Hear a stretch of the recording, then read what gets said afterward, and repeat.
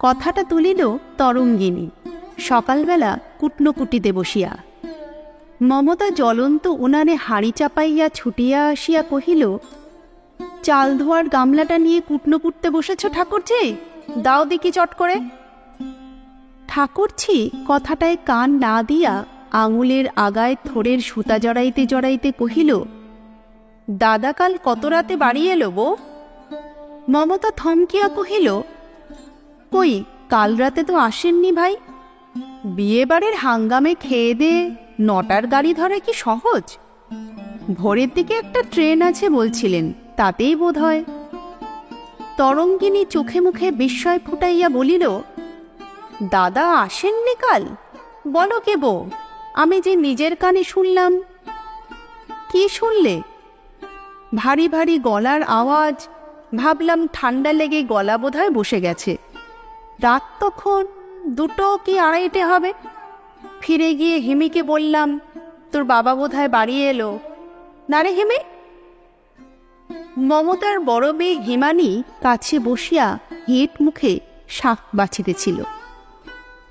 পিসির কথার উত্তরে সাড়াও দিল না, মুখও তুলিল না। তাহার পানে এক নজর চাহিয়া অল্প বিরক্তভাবে মমতা বলিল, আজগুবি গল্পগুলো পরে হবে, এখন দাও তো গামলাটা, ভাতের জল ফুটে গেল। ভাত সম্বন্ধে উদ্বেগ প্রকাশ না করিয়া তরঙ্গিনী নাছরভাবে কহিল, তাছাড়া স্পষ্ট দেখলাম যে বউ, ভবানীর ঘরের দেওয়ালে তোমার জানালা থেকে ছায়া পড়েছে, 2জন মানুষের ছায়া। না রে হিমি? বাড়ি বাড়ি কন্যাকে সাক্ষ্য মানায় মমতার হঠাৎ খেয়াল হইল, তরঙ্গিনীর ইহা নিছক কৌতূহল মাত্র নয়, খুঁচাইয়া জেরা করিবার মতো। রাগে আপাদ মস্তক জ্বলিয়া যায়। তবে বোধ করে ভূত দেখে থাকবে ঠাকুরঝি। দেখো রাম নামের মাদলিটা হারিও না যেন। বলিয়া কঠিন মুখে রুষ্ট হাসি হাসিয়া গামলাখানা উঠাইয়া লইয়া গেল। তখনকার মতো কথাটা ওইখানেই চাপা পড়িল। সন্দেহ ভঞ্জন করিয়া গেলে হয়তো গোল মিটিয়া যাইত, কিন্তু কথাটা 5 কান করিবার ইচ্ছা মমতার ছিল না। তরঙ্গিনীকে বলা আর দৈনিক আনন্দবাজারে ছাপাইয়া দেওয়ার মধ্যে বড় বিশেষ প্রভেদ নাই। সময়ই বা কোথা? সেজ দেওয়ার 8টায় ভাত খায়, হিমুর স্কুলের বাস আসে 8:30টায়। তাহার পর পরে পরে চলিতে থাকে, 10:30 পর্যন্ত নিঃশ্বাস ফেলিবার অবকাশ থাকে না। স্কুলের ছেলে কয়টাকে চালান করিয়া দিয়া তবে ছুটি। তখন 2 দণ্ড পা মিলিয়া বসিয়া চা খাওয়া, জল খাওয়া, গল্পগাছা করা চলিতে পারে। প্রায় 9টার সময় তরঙ্গিনীর দাদা সুধাংশু আসিয়া পৌঁছিল। পকেট হইতে একতারা প্রীতি উপহার বাহির করিয়া ভগ্নীর দিকে ছড়িয়া দিয়া বলিল, তনু দে তো একটু তেল, নিয়ে নি। খাওয়ার হচ্ছে না, যা, দরকারও নেই। যা সাংঘাতিক রাত হলো কাল, বাস ভদ্রলোকে যায় রেলের রাস্তায় নেমন্তন্নে, রাম বলো। কই গামছা? 8 মিনিটে স্নান সারিয়া উপরে উঠিয়াই হাঁক পাড়িল, আমার কাপড় কোথা গেল? খোকা বলতো আমার কাপড় কই? মমতা রান্নাঘর হইতে মুখ বাড়াইয়া বলিল, খোকন বলতো আনলাতেই তো আছে সরু মুগাপার ধুতিখানা। যা ব্যস্তবাগিস মানুষ, দেখতে পেলে হয়। লোভ হইল এই ছুতায় উঠিয়া গেলে হয় একবার। প্রায় 18-19 ঘণ্টা দেখা নাই। বিরহ লাগে বই কি, কিন্তু লজ্জা করে। অল্প বয়সের চাইতে এখন বেশি বয়সের লজ্জার বাধা আরও দুর্লঙ্ঘ। সুধাংশু অবশ্য ততক্ষণে আরেকখানা কাপড় সংগ্রহ করিয়া নামিয়া আসিয়াছে। অতঃপর আর 8 মিনিট ভাতের থালার সামনে একবার বসিয়া ঊর্ধ্বশ্বাসে দৌড়। কিন্তু বিধাতা পুরুষ ব্যক্তিটি রসিক। এই শান্তিপূর্ণ নিরীহ সংসারটির স্বচ্ছন্দ জীবনযাত্রার উপর কটাক্ষপাত করিয়া তাহার সহসা বোধ করি রহস্য প্রবৃত্তি জাগিয়া উঠিল। মমতার ছোট বোনের ভাসুরও নিমাই ম্লান মুখে আসিয়া কহিল, বড় মাসিমা, মা বললেন আপনাকে এক্ষুনি একবার যেতে, খুড়িমার বড্ড কষ্ট হচ্ছে। মমতা হাতের কাজ ফেলিয়া ছুটিয়া আসিয়া কহিল, তাই নাকি? কখন থেকে রে নিমাই? খুব বুঝি বেশি কষ্ট হচ্ছে? বোধ হয় মা পাঠিয়ে দিলেন আপনাকে নিয়ে যেতে। মমতার ছোট বোন সবিতার শ্বশুরবাড়ি এ বাড়ি হইতে অধিক দূর নয়। তাহার বড় যা ভীরু স্বভাবের লোক। আগেই বলা ছিল সবিতার প্রসবকালে মমতাকে লইয়া যাইবেন। ভিজা হাত গামছায় মুছিতে মুছিতে মমতা বলিল, তাহলে একখানা রিক্সা ডাক না বাবা। ছোট কাকা গাড়ি নিয়ে এসেছেন যে, আপনাকে নিয়ে গিয়ে ডাক্তার বাড়ি যাবেন, নিন তাড়াতাড়ি।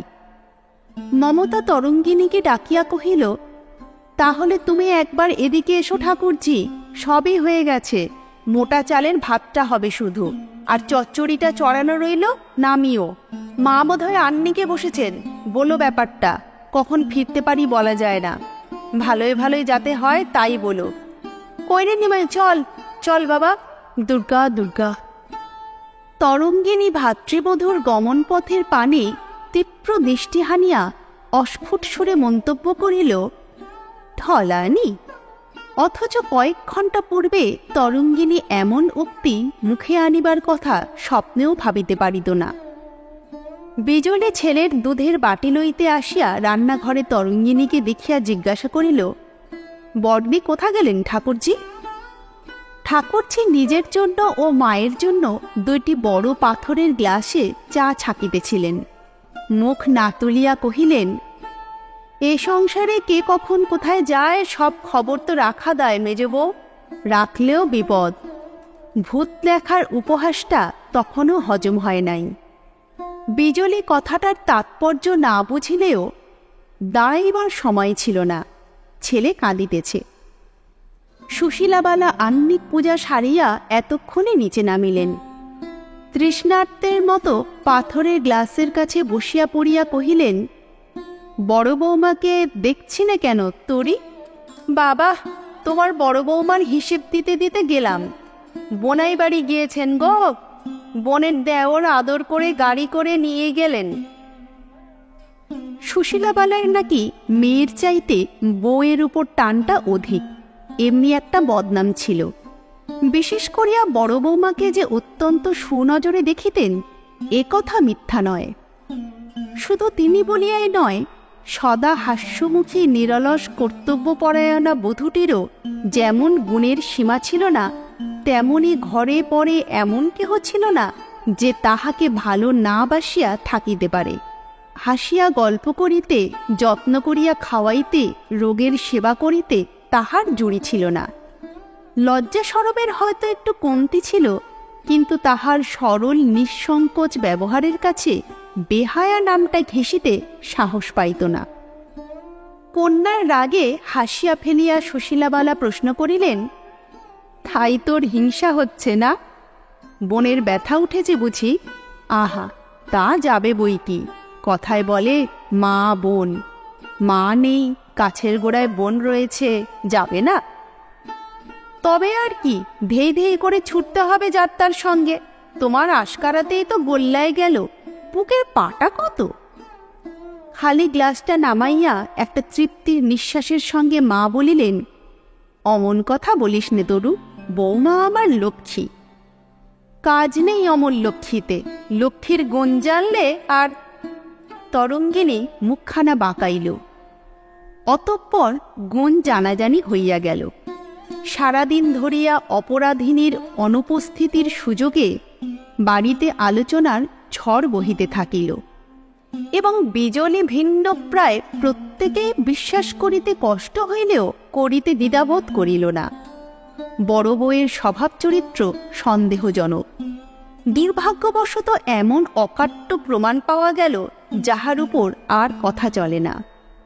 18 বৎসর যাবৎ মমতা যে শ্রদ্ধা ভক্তি ভালোবাসা সুনাম অর্জন করিয়া আসিতেছে, মুহূর্তের অবিবেচনায় তাহার ভরাডুবি করিয়া বসিল। হিমাংশু বউকে সাবধান করিতেছিল, দিদি দিদি করে অত গলে পড়া চলবে না, বুঝলে? উনি যদি সাবধান না হন, অগত্যা আমাকেই পথ দেখতে হবে। বিজলি উত্তেজিত হইয়া বলিল, তোমরা বাড়ি শুদ্ধ সব পাগল হয়ে গেলে নাকি? এই কথা বিশ্বাস করতে প্রবৃত্তি হচ্ছে? প্রবৃত্তি হয় নাই বটে, তবে মেয়ে মানুষকে বিশ্বাসও নেই। বিজলির মুখ রাঙা হইয়া উঠিল। তবে আমাকেও ঘাড় ধরে বিদায় করে দাও না। বিশ্বাস কি মেয়ে মানুষ বই তো নয়। দরকার হলে আমি তাও পারি, আমি দাদা নই।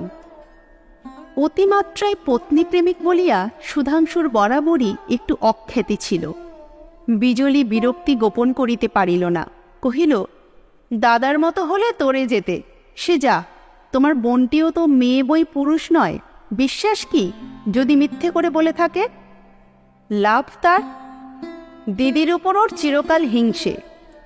কাপড় জামাগুলো হিংসে করে কুড়িয়ে এনেছে বোধ করি। বিজলির আর উত্তর জোগায় না, রহস্যই বটে। সবিতারও আক্কেল দেখো, আজিকার দিন ছাড়া আর দিন পাইল না। দিদি থাকিলে বিজলি কাঁদিয়া পায়ে ধরিয়া রহস্যের মূল সূত্র বাহির করিয়া ছাড়িত, কিন্তু তাহা হইবার নয়। যিনি জট পাকাইবার তিনি বসিয়া বসিয়া পাকাইতেছেন, কে ছাড়াইবে? সুশীলাবালা কপালে করাঘাত করিয়া কহিলেন, আমি তখনই জানি ও মেয়ে একদিন কি সর্বনাশ ঘটাবে। মেয়ে মানুষ অত বাচাল? মাথায় কাপড় ফেলে রাজ্যের লোকের সঙ্গে পাটি পেড়ে গল্প, হ্যাঁ হ্যাঁ করে হাসি। কে বা জানে আপন, কে বা জানে পর। যে আসছে তাকেই চা খাওয়ানো, জল খাওয়ানো, আদর উথলে পড়ে। মেয়ে মানুষ অত লোক মজানে হওয়া কি আর সুলক্ষণ? মমতার ছেলেটার অনেক ভাগ্য, তাই ম্যাট্রিক এক্সামিন দিয়ে বড় পিসির বাড়ি বেড়াইতে গিয়াছে। হিমানীর সম্মুখে কেহ রাখিয়া ঢাকিয়া বলিবার প্রয়োজন বিবেচনা করিল না। যাহাকে লইয়া এই তুমুল আন্দোলন, সে বেচারি সারাদিন দুশ্চিন্তায় অনাহারে জমে মানুষে টানাটানি করিবার পর শিশু ও প্রসূতিকে নার্সের হেফাজতে রাখিয়া গঙ্গা স্নানান্তে যখন বাড়ি ফিরিল, তখন রাত্রি অনেকটাই হইয়াছে। স্নানান্তে উহাদের বাড়ি হইতে আহার করিয়া তবে ফিরিবার কথা ছিল। ফিরিবার পথে মমতাই জোর করিয়া বাড়ির দুয়ারে নামিয়া পড়িয়াছে। স্বামীর উপর সূক্ষ্ম একটু অভিমানের সহিত উৎকণ্ঠাও জাগিতেছিল।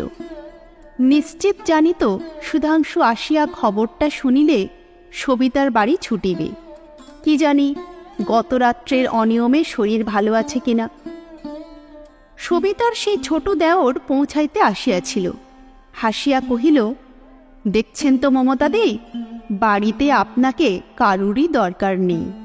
সকলেই খেয়ে দিয়ে নিশ্চিন্ত হয়ে ঘুমাচ্ছে। বেশ হয়েছে, খেতে পাবেন না। সারাদিন জল স্পর্শ করলেন না, বৌদি ভারী দুঃখিত হবেন। কিন্তু রাগ দুঃখ করতে মানা করো ভাই, আমি একদিন গিয়ে চেয়ে খেয়ে আসব, সবু ভালো হোক। বাড়িতে চাকর আসিয়া দুয়ার খুলিয়া দিতেই নজর পড়িল বাহিরের ঘরে কে ক্যাম্প খাট পাতিয়া শুইয়া আছে। বিস্মিত হইয়া কহিল, শুয়ে কে রে সুবোধ? আগে বড়বাবু। বড়বাবু? সে কি, নিচে কেন রে? কেন তাহা সুবোধও জানে না। বিছানা নামাইয়া আনার হুকুম তামিল করিয়াছে মাত্র। বুদ্ধি খাটাইয়া কহিল, আপনি আসবেন বলে বোধ হয়। মর মুখ পোড়া। মৃদু হাসিয়া ভিজা কাপড়খানা চাকরের হাতে দিয়া মমতা ঘরে ঢুকিল। অন্ধকারে আন্দাজে শায়িত ব্যক্তির পিঠে হাত রাখিয়া বলিল, আশা ছেড়ে দিয়ে বসে আছো বুঝি? সেই জোগাড়ই হয়ে উঠেছিল আর কি, আসতে দেবে না কিছুতে। আমার তো আবার জানোই, রাত্রিরে বুড়োটিকে ছেড়ে থাকতে পারিনে।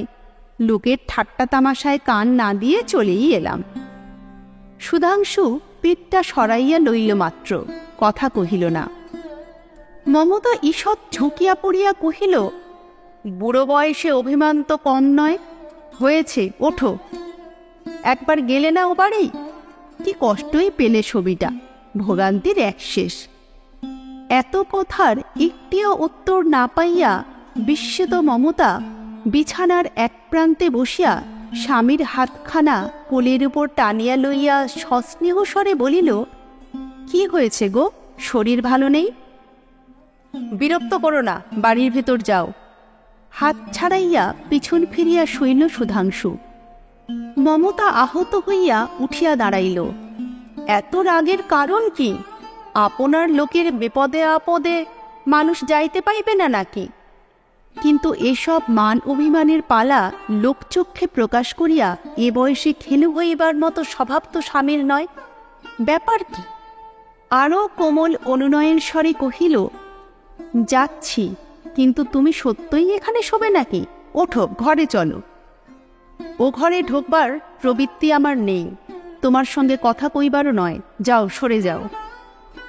অনাহার ক্লিষ্ট শ্রান্ত শরীরে স্বামীর এরূপ অভূতপূর্ব নিষ্ঠুর আচরণে মমতার চোখে জল আসিল। ধরা পড়িতে না দিয়া কহিল, অপরাধটা শুনতে পাই না? অপরাধে প্রমাণ ঘরে পুষে রেখে যে ন্যাকামির ভান করে তার সঙ্গে তর্ক করবার রুচি আমার নেই। চালাকি শিখেছিলে বটে, তবে শেষ রক্ষা হল না। মমতার এতক্ষণে মনে হইল তরঙ্গিনীর সকালবেলার জেরার সহিত ইহার সংযোগ থাকিতেও পারে, কিন্তু ছি ছি, মাতালের মতো টলিতে টলিতে উঠিয়া অপরাধের প্রমাণ খুঁজিতে হঠাৎ চোখে পড়িল খাটের পাশে একখানা কাদামাখা অর্ধমলিন খদ্দরের ধুতি ও তদনুরূপ একটি পাঞ্জাবি জড়ো হইয়া পড়িয়া আছে। ব্যাধ তাড়িত পশুর মতো পুলিশের তাড়া খাওয়া যে ছেলেটা গতরাত্রে কয়েক ঘণ্টার জন্য এ ঘরে আশ্রয় লইয়াছিল, সে যে নিজেকে নিরাপদ করিতে এক ফাঁকে পরিচ্ছদগুলা বদলাইয়া লইয়াছিল, সেই খবরটাই মমতার জানা ছিল না। হয়তো যখন বাহির করিয়া দিবার আগে কেহ জাগিয়া আছে কিনা দেখিতে গিয়াছিল। স্তব্ধ অনর মমতার কেমন করিয়া যে বসিয়া বসিয়া রাত্রি কাটিয়া গেল, সে কেবল তিনিই জানিলেন, যিনি অলক্ষ্যে বসিয়া সকলের সুখ দুঃখের হিসাব লইতেছেন। রুদ্ধশ্বাস বিজলী শুনিতে শুনিতে চমকিয়া বলিল, বলো কি দিদি, তোমার মামাতো ভাই বোমার মামলার সেই নিখিলেশ জেল ভেঙে পালিয়ে এসেছে? হ্যাঁ। বিজলী বড়জাকে দুই হাতে জড়াইয়া ধরিয়া কাঁদিয়া উঠিল। কেন তুমি চুপ করে থাকবে দিদি? কেন সবাইকে বলবে না বুঝিয়ে? শুধু শুধু নিজেকে শাস্তি দেবে? মমতা শুষ্ক হাসিয়া হাসিল। সে কাল হলে বলতাম মেজবউ, আজ আর হয় না। কেন হয় না দিদি? ধর্ম কি নেই? এই অবিচারটা স্বচ্ছন্দে চলে যাবে? তবে চল, তোকে উকিল খাড়া করে করজোড়ে ন্যায় বিচারের প্রার্থনা করিকে। এত দুঃখেও ঠাট্টা তামাশা আসে দিদি? ধন্যী বটে, ভূতেই পেয়েছে তোমায়। বিনা প্রতিবাদে এই মিথ্যেটা মেনে নেওয়াই কি বুদ্ধির কাজ হলো? কোনটা সত্যি আর কোনটা মিথ্যে বুদ্ধি দিয়ে বিচার করা সবসময় সহজ নয় মেজবউ। এতদিন যাকে পরম সত্য বলে জেনে এসেছি, দেখছি কি মিথ্যেই সেটা। আজ যদি মিথ্যেটাই সত্যি হয়ে দাঁড়ায়, ক্ষতি কি? ক্ষতি তোমার মুন্ডু। হেমুর মা তুমি, বিনিদোষে এই অপমানটা সইবে? অপমান যা হয় তার ফেরে না বিজলী। কি বোঝাবো ওদের? যদি বলে বিপদে পড়ে এখন একটা গল্প রচনা করে এলে, সে অপমান সইবে না। বিজলী বোকা, বিজলী অবুঝ, চোখের জল তাহার সস্তা। বলে, তাই কি হয়? কিন্তু কেন হইবে না? 18 বছর ঘর করার পর মমতা সম্বন্ধে যাহাদের এ কথা বিশ্বাস করিতে বাধে নাই, ওটুকু তাদের কাছে খুব বেশি কি? যে হতভাগ্য ছেলেটা 2 দণ্ড আশ্রয় লইতে আসিয়া তাহার চিরদিনের আশ্রয় ভাঙিয়া দিয়া গেল, বিজলের মতো মমতা তাহার উপর রাগ করিতে পারে না। যে ভঙ্গুর ঘরখানা নিয়মিত একটি ফুৎকারে ধুলি গুঁড়ি হইয়া গিয়াছে, তাহার উপর মমতার আর মমতা নাই। যাইবার বেলায় সুধাংশু বলিয়াছিল, এরকমভাবে চলে গেলে আমাদের মান সম্ভ্রম কোথায় থাকবে বুঝতে পারছ? মমতা উত্তর করিয়াছিল, পারছি, কিন্তু ও জিনিসটা যে শুধু তোমাদের একলারই নেই, সেটাও ভুলতে পারছি না। মেয়ের বিয়ে দেওয়া দায় হবে তা জানো? হয়তো হবে, কিন্তু আমার নয়। এই সংসারের উপর আমার আর কোনো দায় নেই। মানুষের মন কঠিন হইলেও দুর্বল বই কি? সুধাংশুর চোখে জল আসিতে চায় কেন? কোথায় যাবে ঠিক করেছ মমতা? মমতা তাকায় নাই, মুখ ফিরাইয়া বলিয়াছিল, ঠিক কিছুই করিনি। এত বড় পৃথিবীটায় একটা মেয়ে মানুষের ঠাঁই হয় কিনা সেটাই একবার দেখব ঠিক করেছি। লিসেন চ্যানেলে আজকে শুনলেন আশাপূর্ণা দেবের লেখা তাসের ঘর।